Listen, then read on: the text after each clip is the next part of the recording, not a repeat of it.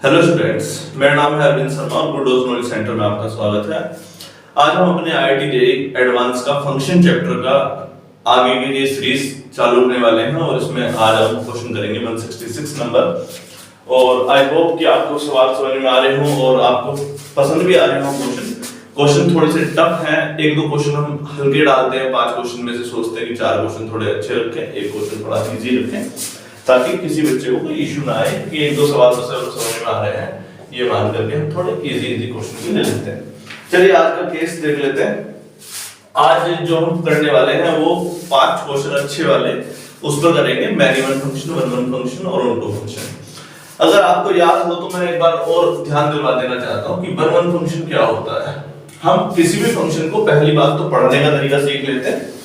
कोई फंक्शन जो लिखा रहता है उस फंक्शन के केस में कुछ इस प्रकार से दिया रहता है, function r to r, function r to n, function r to और कुछ होल नंबर दे दे या कुछ और भी दे दे, उससे कोई फर्क नहीं पड़ता।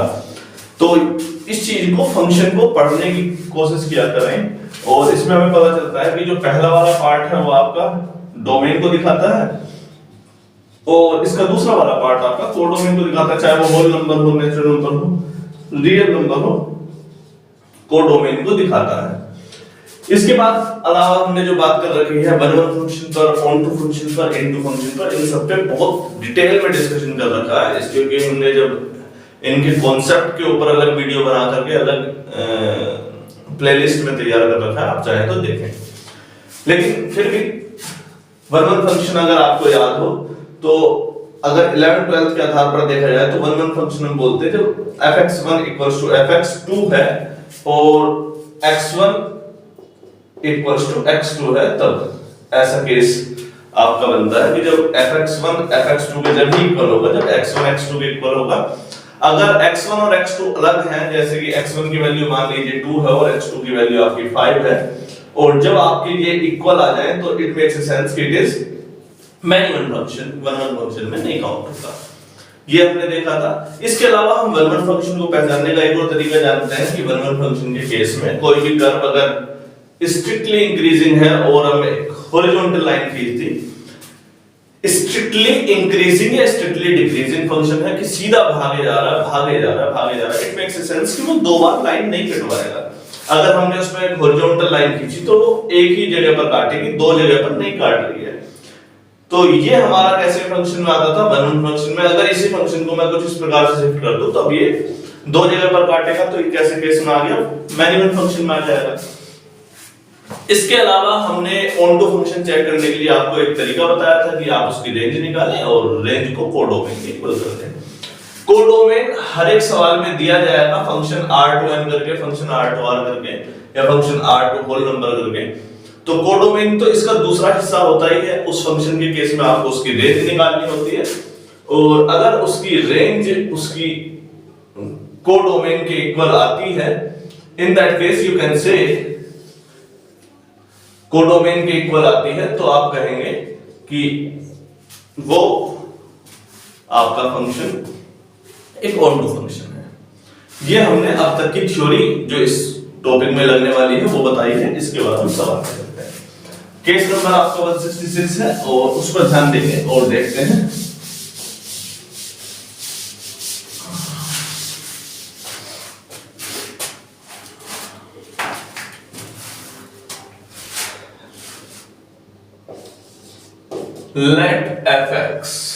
let fx function equals to greatest integer function x square plus greatest integer function x plus 1 minus 3 greatest integer function x square plus greatest integer function x plus 1 minus 3 where वो तो बोलता ही कि आपको पता है कि ग्रेटेस्ट इंटीजर फंक्शन की value हमेशा less than equals to x होती है। पूछा है and f r to r। सवाल है आपका ये फंक्शन जो है वो है क्या, बस सवाल इतना ही है, समाप्त हो गया एक्चुअली। तो मैनी वन है, वन वन है, ऑन टू है, इन टू है। सवाल करना स्टार्ट करिए, देखिए जरा मुझे बताइए है क्या ये एक्चुअली। क्वेश्चन क्लियर है, बहुत इजी लैंग्वेज में लिखा हुआ है। ग्रेटेस्ट इंटीजर फंक्शन का square greatest integer function plus 1 minus 3। अगर इस सवाल को आप देखेंगे तो आपको समझ में आ जाएगा कि इस सवाल को हम दोबारा से लिखते हैं। ये फंक्शन में r और r जो दिया हुआ है ये आपका डोमेन दिया हुआ है और ये आपका रेंज दिया हुआ है, डोमेन और रेंज। ठीक, इस फंक्शन को ओपन करते हैं। fx equals to greatest integer function x का स्क्वायर, ये greatest integer function x plus 1 का मतलब क्या, अगर आप चाहे तो इसे आसानी से तोड़ करके लिख सकते हो, greatest integer function x plus 1 minus 3। हम ये प्रॉपर्टी आपको पहले लिखवा चुके हैं ग्रेटेस्ट इंटीजर फंक्शन की। तो किसी भी ग्रेटेस्ट इंटीजर फंक्शन में अगर a जुड़ा हुआ है तो आप उसमें कहते हैं कि सर हम इसे डायरेक्टली लिख सकते हैं। अगर a आपका एक इंटीजर है तब a आपका एक इंटीजर का मतलब आप जानते होंगे 1 2 3 4 5 या -1 -2 -3 इस फॉर्म में हो तब आप उस केस में ये कहते हैं सर हम इसको डायरेक्टली लिख लेते हैं x प्लस a। ठीक, इंटीजर क्या अगर कोई रैशनल नंबर पे होगा तब भी कोई दिक्कत नहीं होगी, वो आपका सिनेरियो पे डिपेंड करता है कि उस समय पर सिनेरियो क्या बन रहा है। चलिए फिलहाल इस पे ध्यान देते हैं। x square greatest integer function का square plus greatest integer function x 1 minus 3 minus का 2 आ गया। एक्चुअली एक क्वाड्रेटिक इक्वेशन बन रही है। क्वाड्रेटिक इक्वेशन का मतलब x square plus x minus 2 घटा करके लाना है आपका। इसे सोल्व कर लेते हैं क्वाड्रेटिक इक्वेशन को। आपको आई होप सो कि आती है और 10th क्लास में 2 1 या 2 करके टूट जाएंगे। 2 greatest integer function x minus 2। हमने यहां पर रखी greatest integer function x common लिया है और अंदर क्या है greatest integer function x plus 2 और यहां पर माइनस का 1 कॉमन आ जाएगा तो greatest integer function x plus 2।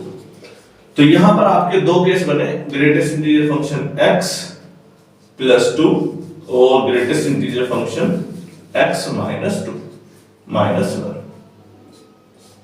ठीक, हम क्या जानते हैं कि 1 फंक्शन में क्या होना चाहिए कि जो फंक्शन है उसकी कोई वैल्यू दो अलग अलग जगह पर ना आए।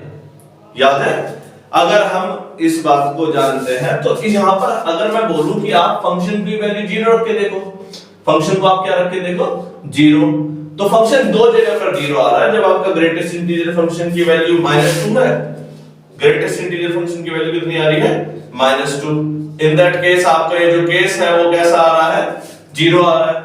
और अगर आप ग्रेटेस्ट इंटीजर फंक्शन की वैल्यू 1 रखते हैं, इन दैट केस भी ये कैसा आ रहा है फंक्शन 0।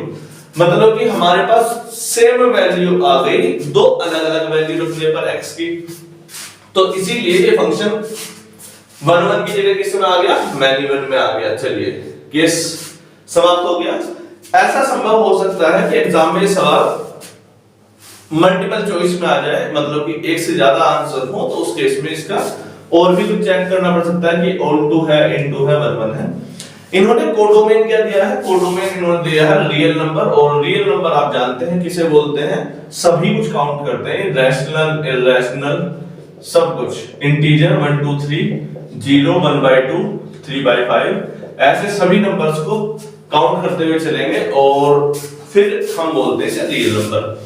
इस केस को देखते ही आपको अंदाजा लग जाना चाहिए था, या इसका सवाल देखते ही आपके मन में आना चाहिए था ग्रेटेस्ट इंटीजर फंक्शन का मतलब क्या, ये सिर्फ इंटीजर को पकड़ेगा। क्या इंटीजर को? कभी आपने नोटिस किया ये बात कि जब आप ग्रेटेस्ट इंटीजर फंक्शन के अंदर आप जब 2.5 रखते हैं उस केस में इसकी वैल्यू कितनी आती है, इसकी वैल्यू सिर्फ 2 आती है। जब आप -2.5 रखेंगे तो माइनस का 3 आ जाती है। माइनस के केस में भी छोटा, इसके केस में भी छोटा। इस चीज में कंफ्यूजन है तो मैं एक बार और इलैबोरेट करता हूं, आपको समझ में आएगा। 2.5 को के छोटा क्या, 2 और 3, छोटा कौन है 2, तो 2 आंसर आ गया। -2.5 के आगे और पीछे वाली टर्म लिखो, एक होगी -3, एक होगी -2। -2 और -3 में छोटा कौन, -3, तो -3 इसमें पकड़ के वो बैठ जाता है। तो आपने एक चीज नोटिस करी कि यहाँ पर वैल्यू कैसी आ रही है, इंटीजर आ रही है। यहाँ पर क्या आ रही है, इंटीजर 2 3 4 5। ये 1/2 तो आएगी नहीं क्योंकि ग्रेटेस्ट इंटीजर 0.5 तो खा गया ना, अगर 1/2 रखा तो। तो यहां से भी इंटीजर आ रहा है, यहां से भी इंटीजर आ रहा है, और ये तो अपने आप में इंटीजर है ही, 3 भी इंटीजर है। तो integer plus integer minus integer, तो आपका ये केस सिनेरियो जो बना वो इसकी रेंज एक इंटीजर आ गई। समझते क्या है यहां पर कि इसका जो सॉल्यूशन आ रहा है range would be always integer. तो इस चीज को आपको अपने माइंड में मेकअप करके रखना है। जब ग्रेटेस्ट इंटीजर फंक्शन आ जाए तो इस चीज को ध्यान दीजिएगा कि अगर उसमें ग्रेटेस्ट इंटीजर के बाहर x नहीं है, अगर यही x ग्रेटेस्ट इंटीजर फंक्शन के बाहर होता, हमें क्या दिक्कत थी, x है 1.2 रखोगे तो कुछ ना कुछ तो दिखाई देगा ही। लेकिन इसने इसको भी पैक कर दिया ग्रेटेस्ट इंटीजर में, तो रेंज क्या आ गई इसकी, रेंज आ जाएगी एक प्रकार का इंटीजर। और रेंज यहां पर कोडोमेन कितना दे रखा है, सॉरी डोमेन, बेटा ये कोडोमेन था, गलती से रेंज लिख दिया है। कोडोमेन कितना दे रखा है आपका, रियल नंबर, तो रेंज आई है आपकी इंटीजर और कोडोमेन आपकी है रियल नंबर, तो दोनों कैसे हो गए आपके, इक्वल नहीं होंगे। तो codomain not equals to range या range not equals to codomain, तो ये केस आपका कैसा बनेगा, कोडोमेन। में इसलिए थोड़ा बड़ा बड़ा लिखता हूं बच्चों को दिख जाए। कुछ बच्चों को कहना है कि दिखाई नहीं देता, पता नहीं मुझे दिखाई देता कि नहीं देता, हाँ दिखाई तो दे रहा है, range not equals to codomain. तो एक ऐसा फंक्शन बना आपका इनटू फंक्शन भी बना। एक्चुअली बेस मल्टीपल चॉइस का है और इसी वजह से आपको इतना बड़ा देखने को मिला। चलिए केस क्लियर हो गया, नेक्स्ट केस की तरफ चलते हैं, क्वेश्चन नंबर 167 की तरफ।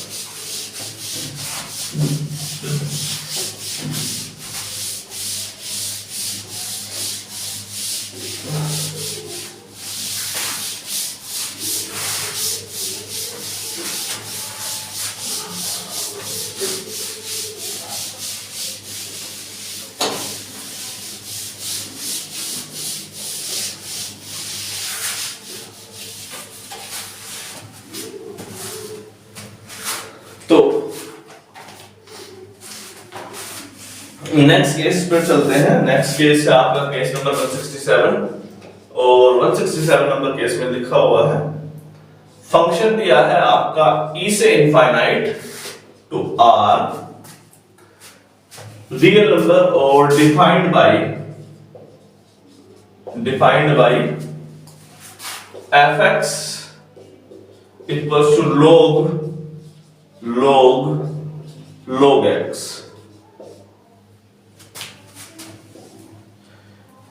then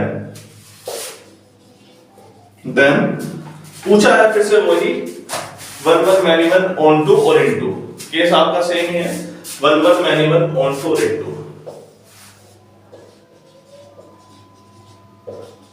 जल्दी से करने की कोशिश करिए और बताइए कि कुछ आंसर आ रहा है कि नहीं आ रहा है।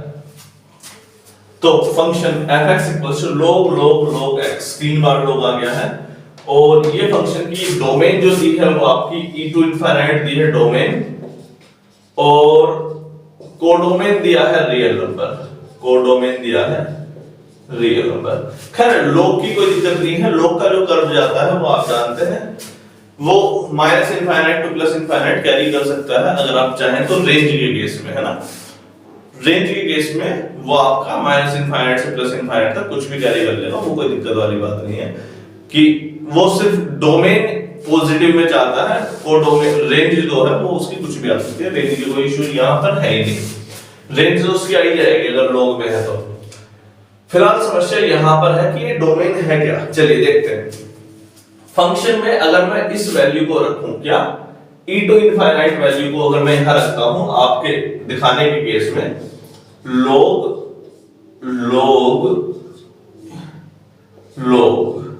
e, log e का मतलब चलो कम से कम log x की वैल्यू कैसी आ गई, greatest integer, greatest of 1 greater than 1 आ रहा है। इसकी वैल्यू कितनी है, एक्चुअली 1 आएगी, log e की वैल्यू कितनी आएगी 1, log 1। यहां से एक बात और पता चली, log ऑफ log x की वैल्यू कितनी आ जाएगी, इसकी वैल्यू कितनी आएगी, 0 आ जाएगी, और 0 की केस में केस अनडिफाइंड हो जाएगा। तो इसी वजह से इन्होंने इसका डोमेन किस प्रकार से लिया है, इन्होंने इसका डोमेन लिया है कुछ इस प्रकार से, e से इनफाइनाइट पर, मतलब इस वाली टर्म को शामिल नहीं करेंगे, इससे बड़ी वाली टर्म को शामिल करेंगे, इससे बड़ी टर्म को शामिल करेंगे, ये चीज हमने देखी। तो इसका जो डोमेन लिया गया है एक्चुअली वो एक्यूरेट लिया गया है ताकि इसमें कोई कंफ्यूजन ना आए। डोमेन इसका एक्यूरेट लिया गया है यहाँ पर कि e टू इनफाइनाइट ये ठीक दिखाएगा, और अगर इसकी वैल्यू ठीक रहेंगी, ठीक वैल्यू रहने का मतलब अगर ये इसके अंदर डोमेन ठीक जाएगा और वो लॉग का कर्व है तो वो हमेशा अपनी जो रेंज है वो उसको रियल नंबर को पहुंचा देगा, उसका कोई एक ऐसा इशू नहीं है। तो इसकी जो रेंज आएगी वो रियल नंबर ही आने वाली है, ये चीज हमने देखी। इसको हमने वेरीफाई कैसे किया? इसको वेरीफाई करने का एक आसान सा तरीका, आप उसके अंदर वैल्यू रख के देखें और वो वैल्यू उसको वैलिड होनी चाहिए, यानी कि लॉग के अंदर x की वैल्यू कितनी होनी चाहिए? हमेशा ग्रेटर देन 0। तो log x अपनी रियल वैल्यू को पहुंचा देगा। इस बात को आप समझ करके क्वेश्चन समझ सकते हैं। ठीक, हमने x की वैल्यू e रखी तो 1 आ गया, 1 की वैल्यू 0 आ गई, ये अनडिफाइन हो गया। लेकिन इन्होंने इसकी अच्छी बात ये क्या करी, इन्होंने इस ब्रैकेट को कुछ इस प्रकार का बनाया, इस प्रकार का बनाने की जगह अगर कुछ इस प्रकार का बना होता तो ये केस यहीं पर अनडिफाइन साबित हो जाता और ये हमारे बस में नहीं होता। तो उस केस में हमें पता चला कि इसकी डोमेन ठीक दी है तो इसकी रेंज भी आपकी रियल वैल्यू आ जाएगी। तो ये ऑन टू, तो ये देखते ही आपको टिक कर देना चाहिए था। ठीक, अब इसके वन नेचर को कैसे पहचाने? जब log का केस आएगा, log एक्चुअली एक प्रकार का इंक्रीजिंग फंक्शन होता है, और या अगर आप रिवर्स देखेंगे तो उल्टी दिशा से ऐसे जाएगा या ऐसे जाएगा, ऐसे इंक्रीजिंग फंक्शन होता है। तो इसका पता कैसे लगाते हैं? इसका पता लगाने के लिए हम उसका डिफरेंशिएशन करते हैं। आपको पता होना चाहिए कि कोई भी फंक्शन के इंक्रीजिंग होने के लिए क्या क्या तरीके होते हैं। पहला तो आप उसको ग्राफ में उतार सकें, दूसरा तरीका होता है आप उसका डिफरेंशिएशन चेक कर लें। डिफरेंशिएशन स्ट्रिक्टली ग्रेटर देन 0 आ रहा हो या स्ट्रिक्टली लेस देन 0 आ रहा हो, तो दोनों ही केसेस में वो फंक्शन इंक्रीजिंग या डिक्रीजिंग फंक्शन हो सकता है। ये हमने दो तरीके आपको बताए थे।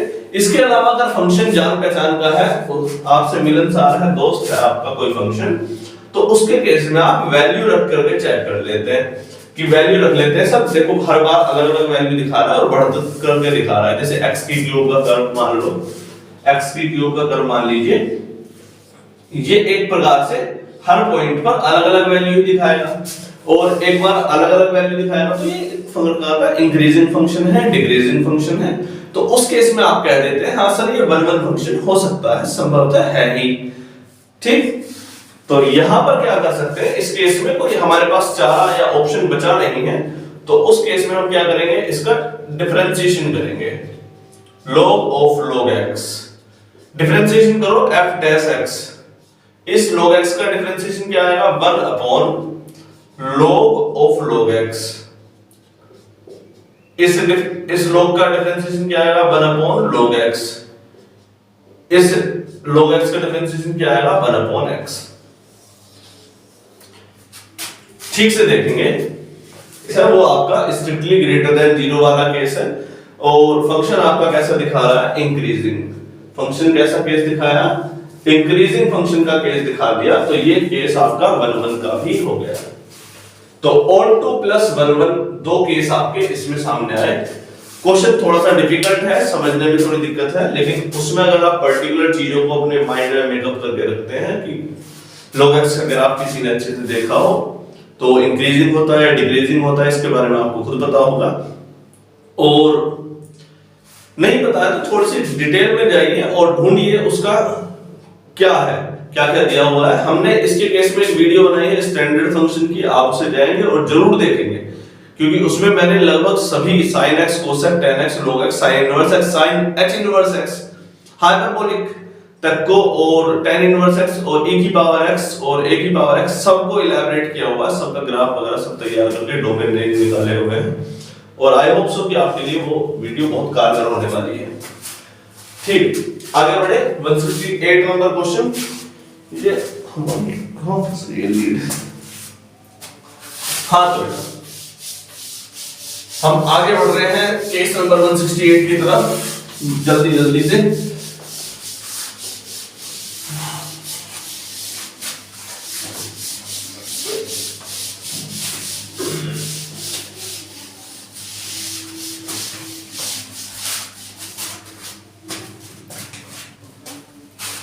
Question number 168।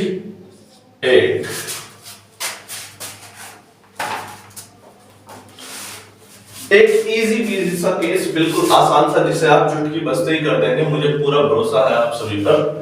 मैंने इसलिए लिया कि ये बच्चे ये ना बोलना शुरू करते सर सारे केस थोड़े अच्छे वाले लेकर के चल रहे, एक दो केस थोड़े इजी से भी लेके चलते हैं ताकि बच्चों को थोड़ा मनोरंजन होता रहे और आनंद आता रहे कि सर सवाल हो रहे हैं अंदर थोड़े थोड़े से। इसलिए then f इनवर्स x, चलो ये सवाल बड़ा ही आसान है और आसान से भी ज्यादा आसान है। एक्चुअली मेंस में आया हुआ क्वेश्चन है, मेंस में नहीं एडवांस में नहीं आया हुआ क्वेश्चन है, लेकिन बहुत पहले आया हुआ क्वेश्चन है, आईआईटी 2000 के आसपास का आया हुआ क्वेश्चन है, इसलिए मैंने लिख दिया। लेकिन इजी केस है तो आपको होना चाहिए। चलिए पहले किसी फंक्शन का इनवर्स निकालने के लिए क्या जरूरी है ये पता होना चाहिए। यहां पर हम नियम की बात कर लेते हैं। इनवर्स होने के लिए उस फंक्शन का 1 1 और ऑन टू, कम से कम ये दोनों चीजें होनी जरूरी है, पहला केस। ठीक, इसके केस में रेंज और कोडोमेन और डोमेन किसी पर भी चर्चा नहीं करी है, बस इनका इनवर्स पूछ लिया। हालांकि वो बच्चे निकाल करके आए होंगे उस समय भी और आज भी हो जाएगा। ये एक्चुअली 11th एनसीईआरटी का ही क्वेश्चन हो सकता है, इतना इजी भी है। लेकिन इसके रूल्स पता होने चाहिए कि फंक्शन पहला 1 1 हो और दूसरा ऑन टू हो। अगर इसका फंक्शन कुछ इस प्रकार से दिया होता है एग्जाम में, इस सवाल को टफ करने के क्या क्या तरीके हो सकते हैं।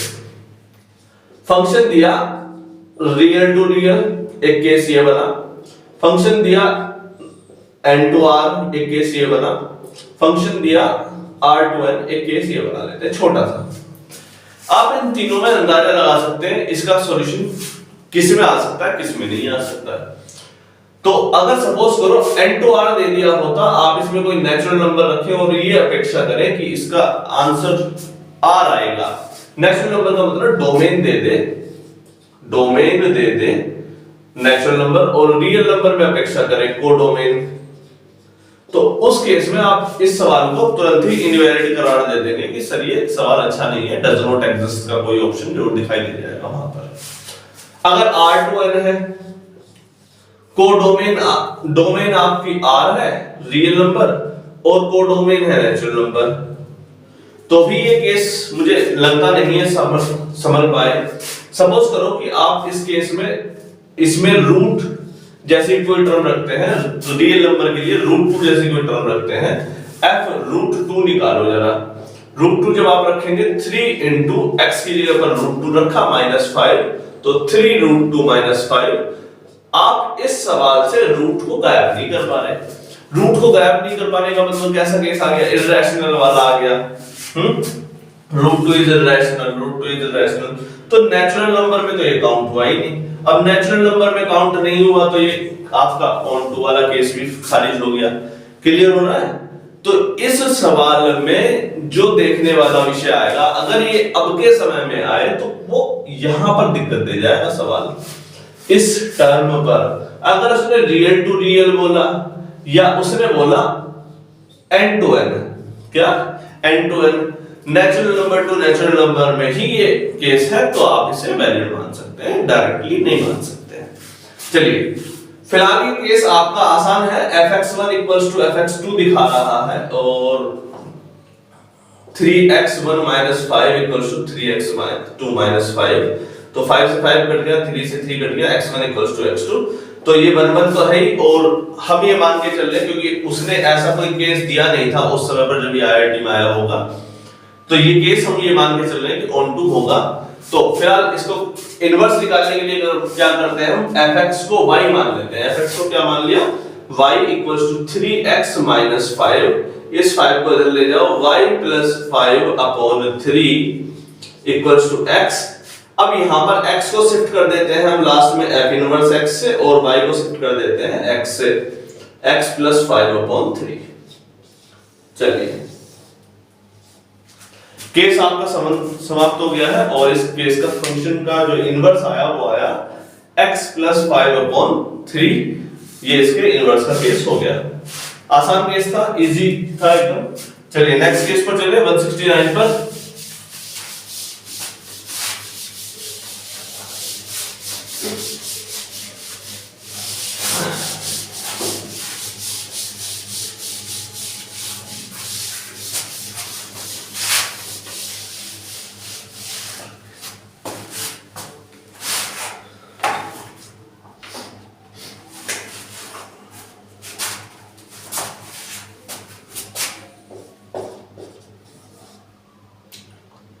the function r to r, the function r to r be any function define gr to r, actually दो फंक्शन दिए बेटा यहां पर, एक f r to r और एक फंक्शन दिया है g r to r, दो फंक्शन दिए हैं और बोला है by gx equals to mod of fx for all x,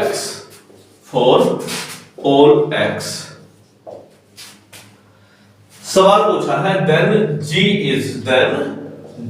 is सवाल आसान है आपका, onto into और कंटिन्यूअस तो आया भी नहीं अभी तक, continuous if f is continuous, non differentiable आ गया एक केस, differentiable if f is differentiable,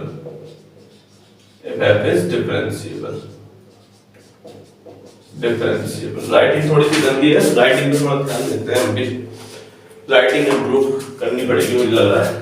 differentiable if f is differentiable, continuous if f is continuous, onto और into, ये चार ऑप्शन है। सवाल दिख गया, एक आपका f फंक्शन दे रखा है f r to r में और एक आपका फंक्शन दे रखा है g r to r में, दो केस आपके यहाँ पर दिए हुए हैं और बोला है कि gx equals to fx है, fx। हम जानते हैं कि fx के केस में इन्होंने डोमेन r दिया है, डोमेन r का मतलब आप समझ चुके होंगे अब तक, रियल नंबर, और कोडोमेन भी r दिया है।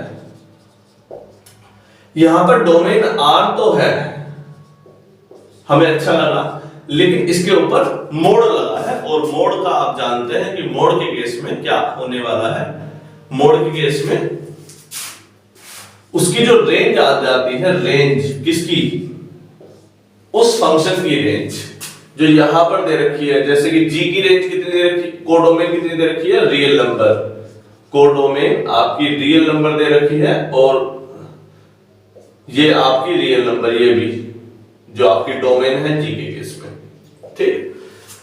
मान लेते हैं कि g के केस में आपने डोमेन की वैल्यू आपने यहां पर 1/2 रखी हो, क्या 1/2 रखी हो f r to r में, और इसका यहां पर सॉल्यूशन आया 3, क्या ये 3 या -3 आया, नेगेटिव में आ गया, और यही -3 यहां पर डोमेन की जगह पर जाएगा, क्या जाएगा -3, और जब ये -3 इसके अंदर पुट होगा, किसके अंदर, मॉड्यूलस के फंक्शन के अंदर, कोई भी फंक्शन हो वो log का हो या x स्क्वायर के अंदर हो, किसी भी प्रकार का हो, जब उसके अंदर -3 को पुट किया जाएगा तो वो सोल्व होकर के बाहर आएगा, और सोल्व होने के बाद जब वो बाहर आएगा तो एक्चुअली वो पॉजिटिव में आएगा। समस्या यहाँ है, समस्या का समाधान यहाँ है।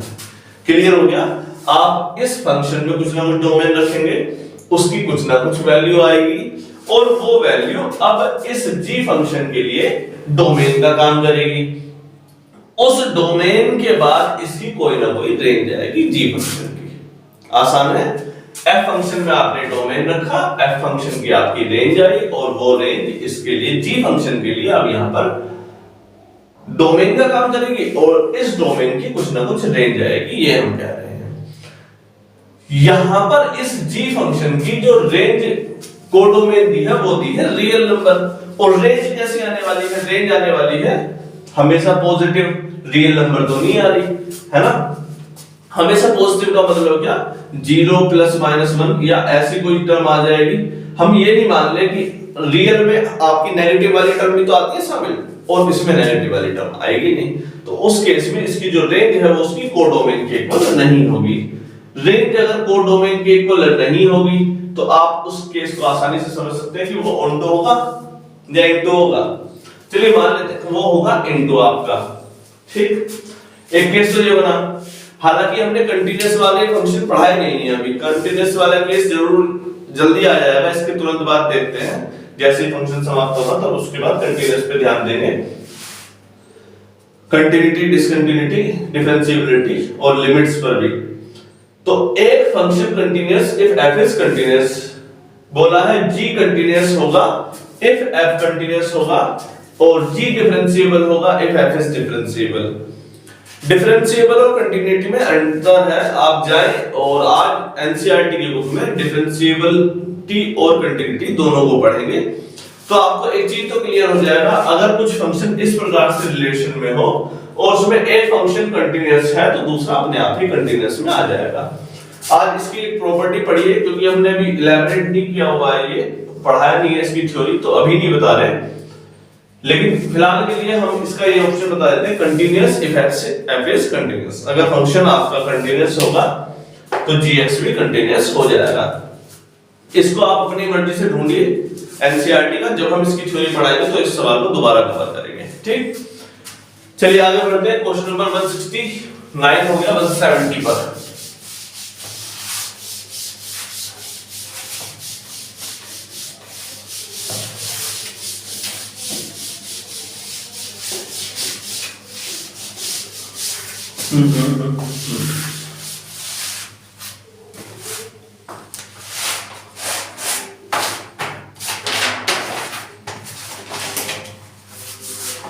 क्वेश्चन नंबर 170, और ये सवाल काफी अच्छा लग रहा है मुझे, और इस सवाल का केस क्या है, इफ फंक्शन f(x) इज, देखेंगे बेटा, cos greatest integer function pi square x, cos greatest integer function pi square x plus cos greatest integer function minus pi square x, where ये है आपका ग्रेटेस्ट इंटीजर फंक्शन, ये तो बताने की जरूरत नहीं है, GIF ग्रेटेस्ट इंटीजर फंक्शन, ठीक, stand for greatest integer function. Then सवाल आया हुआ है आपका, सवाल है ये आईआईटी में, पता नहीं कब आया हुआ है, बहुत पुराना है, चलिए फिर भी मेरे हिसाब से अच्छा क्वेश्चन है। सवाल कुछ इस प्रकार से दिया है, इसके ऑप्शन को ही वेरीफाई करना है। सवाल है f पाई बाई 2 की वैल्यू कितनी, -1, f पाई की वैल्यू कितनी, 1। तीसरा एक केस दिया है, एक केस और दिया है, कौन सा, f माइनस पाई की वैल्यू कितनी, 0, third case, first case, second case और ये थर्ड केस, ठीक। और फोर्थ केस दिया है आपका f पाई बाई 4 की वैल्यू 2। तो ये आपके 4 केस दिए हैं। सवाल मेरे हिसाब से बड़ा ही अच्छा है और समझने लायक भी है, मेरे हिसाब से काफी अच्छा क्वेश्चन है। तो if function f(x) equals to cos greatest integer function pi का square x plus cos minus pi का स्क्वायर x, और ग्रेटेस्ट इंटीजर फंक्शन तो आपको पता ही है GIF वैल्यू को दिखा रहा है, तो आपके 4 ऑप्शन दिए हैं, this this this and this, और आपको चारों को वेरीफाई कराना है। ठीक, सवाल देख लिया, करने की कोशिश करो, 2 मिनट बाद फिर से आ जाओ और देखो कि हो जाएगा कि नहीं हो जाएगा। अब कुछ चीजों को दोबारा से अंडरस्टैंडिंग में लाना जरूरी है। तो सवाल को देखते हैं। पहला केस, फंक्शन दिया है cos के अंदर पाई स्क्वायर x प्लस cos के अंदर माइनस पाई का स्क्वायर x। आप पाई की वैल्यू जानते हैं, पाई की वैल्यू होती है 3.14, कितनी, 3.14, कितनी होती है, 3.14। अगर मैं 3.14 की 3.14 में मल्टीप्लाई कर लूं तो कितना आएगा, 3 तिया 9, 3 तिया 3 3 जा 9, और पॉइंट की वजह से 9 से तो ज्यादा ही आएगा, 9 से बड़ी टर्म आएगी, लेकिन 10 नहीं आएगी, लेकिन 10 तो नहीं आएगी। तो इतना पता चला कि कितनी आ जाएगी, 9 से बड़ी टर्म आएगी। मान लेते 9.28 आ गई, 9.727 आ गई। हम एग्जाम के हिसाब से तैयारी बात कर रहे हैं, अभी के हिसाब से नहीं कि सर आपने एक्यूरेट क्यों निकाला, क्योंकि आईआईटी एडवांस में आया वो क्वेश्चन है, ऊपर से टाइम भी कम है। तो अगर मैं अभी आपके सामने मल्टीप्लाई करने लग जाऊं तो एग्जाम में आपके 2 मिनट खत्म हो जाएंगे, और 2 मिनट सर ने तो मल्टीप्लाई करी थी, हम भी मल्टीप्लाई करेंगे। मल्टीप्लाई नहीं करनी, इमेजिनेशन करनी है। 3 3 9, 9 से बड़ी टर्म आएगी, ये पता है। चलो तो फिर मान लेते हैं कि 9.27 आई, ग्रेटेस्ट इंटीजर फंक्शन ये पॉजिटिव का ये वाला cos 9.27 x plus cos greatest integer function minus का 9.27 x। आप जानते हैं 9 से बड़ी कोई भी टर्म हो जो 10 से छोटी है उसका ग्रेटेस्ट इंटीजर फंक्शन की वैल्यू कितनी आएगी, लीस्ट वैल्यू दिखाएगा। लीस्ट वैल्यू दिखाने का मतलब 9x दिखाएगा। और ये माइनस में है तो माइनस में क्या दिखाएगा, माइनस में इसकी वैल्यू कितनी आएगी, -10 या -9। छोटा कौन इन दोनों में, -10 तो -10 दिखाएगा। cos -10x तो ये वैल्यू क्या आई आपकी, cos 9x प्लस cos के अंदर माइनस थीटा, cos के अंदर माइनस थीटा, cos के अंदर माइनस एंगल, cos के अंदर माइनस एंगल क्या होता है, cos एंगल होता है। cos थीटा प्लस में आ गया, cos 10x आ गया। तो ये फंक्शन एक्चुअली जो दिया हुआ है वो ऐसा नहीं दिया है जो आपको दिख रहा है, वो फंक्शन कुछ इस प्रकार से दिख रहा है, cos 9x और cos 10x। क्लियर है, बहुत इजी लैंग्वेज में समझा रहे हैं बेटा, समझ में आना चाहिए।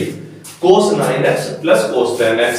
आगे बढ़े, चलो तो फिर सवाल आपका यहां तक अगर किसी को समझ में आ गया तो समझ लो हो गया सवाल। हाँ तो फंक्शन को यहां लिख देते हैं, fx equals to cos 9x plus cos 10x। एक बार cos की वैल्यू π/2 रख लेते हैं, फंक्शन f π/2 की वैल्यू भी निकालने के साथ cos 9 π/2 प्लस cos 10 π/2, 2 5 10 तो कितना आया, cos 9 π/2 प्लस cos 5 π। ठीक, इसको हटा दें हम। चलिए दूसरा केस देख लेते हैं, cos पाई की रख देते हैं, फंक्शन के अंदर पाई की वैल्यू रख लेते हैं, फंक्शन पाई की। तो cos 9 pi plus cos 10x 10 पाई, x की जगह पर पाई की वैल्यू रख ली, ठीक है। एक बार माइनस पाई की वैल्यू रख लेते हैं, cos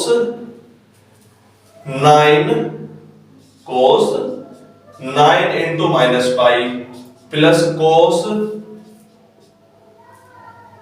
10 इंटू माइनस पाई। तो ये केस भी क्या बन गया आपका, cos 9 पाई प्लस cos 10 पाई। ठीक है बेटा, एक लास्ट केस बचा आपका कौन सा, cos π/4 equals function π/4 cos 9 π/4 plus cos 10 π/4। और सोल्व कर सकते हैं अगर चाहे तो आप इसे cos 9 π/4 को ऐसे लिख दो प्लस cos 10 π/4 को 2 5 π/2 cos 5 π/2। चलिए केस यहां तक आपका इतना हो गया है कि हमने कम से कम वैल्यू निकाल ली, वैल्यू पुट कर ली और इसके बाद हम इसे वेरीफाई करेंगे।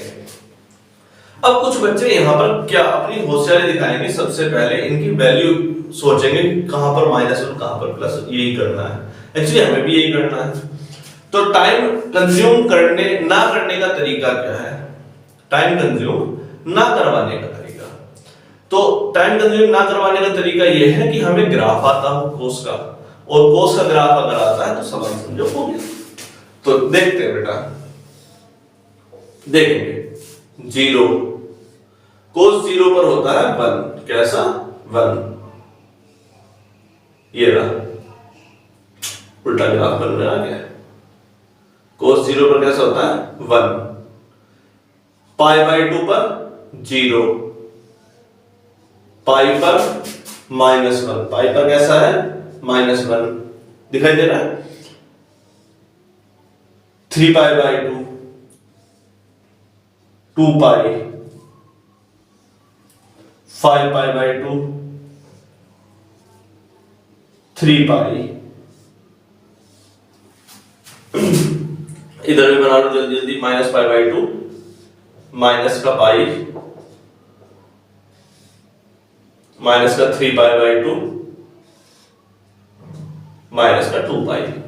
तो एक चीज आपको ऑब्जर्वेशन में करने को मिल गई इस ग्राफ में, क्या ग्राफ में ऑब्जर्वेशन करने को मिली वो देखो, बस वो अगर आ गई तो समझ लो सवाल हो गया। देखो यहां पर पहले केस में आया cos 9 पाई बाई 2। हमें एक बात तो क्लियर है कि जब पाई बाई 2 वाली टर्म पर कभी भी आ रहा है तो उसकी वैल्यू कितनी होती है, 0। तो ये सवाल यहां से तो देखते ही हो जाना चाहिए कि ये वाली टर्म हो गई 0। ये आया है पाई पाई, देखो पाई पर वैल्यू कैसी, -1, 2 पाई पर कैसी, +1, 3 पाई पर कैसी, -1। तो इससे पता चला कि जो इवन टर्म है, कौन सी इवन वाली, 2 0 -2 0 2 4 6 8, उस पर वैल्यू कैसे दिखा रहा है, ऊपर दिखा रहा है, मतलब फंक्शन कैसा है, +1। और माइनस पाई माइनस का पाई 3 पाई 5 पाई 7 पाई, ओड टर्म पर ये कैसा है फंक्शन, -1। तो ये फंक्शन की वैल्यू कैसी आ गई, -1। तो 0 -1 इक्वल्स टू -1। तो पहला वाला केस तो आपका वेरीफाई हो गया कि ये हमारे आंसर में है। क्लियर है बेटा? हमने सिर्फ वैल्यू पुट करी है और इसकी टर्म को देखा है कि पाई पर कितना है, 3 पाई पर कितना होगा। चलिए cos 9 पाई पर बताइए, cos 9 पाई पर कैसा है, ये इवन टर्म है, ओड है तो -1, ये इवन है तो +1। तो -1 +1 कितना आ गया, 0। दूसरे टर्म में f पाई की वैल्यू कितनी रखी है, 1, मतलब कि ये वेरीफाई नहीं कर रहा। cos f माइनस पाई में देखो cos 9 पाई प्लस 10 पाई, ये माइनस का आपको याद है ना, cos माइनस थीटा को cos थीटा बोला, यहीं पर भी फंक्शन लिखा था। आप बोल रहे होंगे सर -9 पाई क्यों चला गया, अभी भी केस आपके सामने लिखा था हमने, cos माइनस थीटा की वैल्यू कितनी होती है, cos थीटा। तो वही था, cos 9 पाई की वैल्यू फिर से -1, इसकी वैल्यू +1। तो -1 और +1 की टर्म कितनी आ जाएगी, -1 +1 0। तो ये तीसरा वाला केस आपका वेरीफाई कर गया। क्लियर है बेटा?